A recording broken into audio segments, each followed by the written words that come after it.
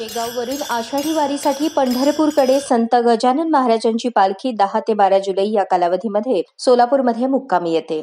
त्यावेळी दिंडी ही भैया चौक मर्याई चौक मार्गे पंढरपूरकडे प्रस्थान करते। या दिंडीसोबत येणाऱ्या वारकऱ्यांना आणि त्यांच्या वाहनांना मोठा त्रास होण्याची शक्यता वाटते, म्हणून रेल्वे विभागाने मर्याई चौक येथे बसवण्यात आलेले लोखंडी खांब तात्पुरत्या स्वरूपात काढून घ्यावेत, अन्यथा शिवसेनेच्या वतीने आदल्या दिवशी ते लोखंडी पूल उखडण्यात येतील असा इशारा शिवसेनेचे उपजिल्हाप्रमुख दत्तात्रय गणेशकर यांनी रेल्वे व्यवस्थापक नीरज दोहरे यांना दिला। डीआरएम ऑफिसमध्ये डीआरएम साहेबांना जो भैया चौक ते मर्याई चौकामध्ये जो बॅरिकेडिंग लावलेला आहे लोखंडी पूल तो काढण्यासंदर्भात त्यांना शिवसेनेच्या वतीनं आम्ही निवेदन दिलेलं आहे।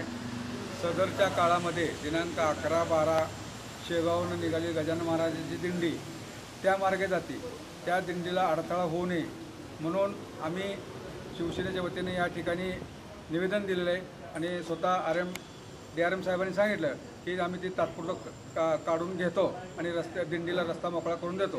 परंतु त्यांच्या अडचणी त्यांनी आम्ही सांगितल्या, आम्ही आमच्या अडचणी सांगितल्या। त्या भागातले आमचे उपशहरप्रमुख असतील, आमचे शिवसेनेचे पदाधिकारी असतील, बरेचशा लोकांनी विनंती केली की ते रस्ता मोकळा करून द्यावा।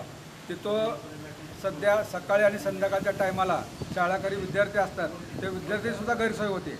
ट्रका जाऊ देऊ नका, पूल खचलेला आहे हे आम्हाला मान्य आहे, मात्र दिंडीकरता हा जर रस्ता मोकळा करून जर नाही दिला तर दिनांक 11 रोजी तो लावलेला अडथळा खांब तो आम्ही शिवसेनेच्या वतीनं काढून उकळून टाकणार आहे।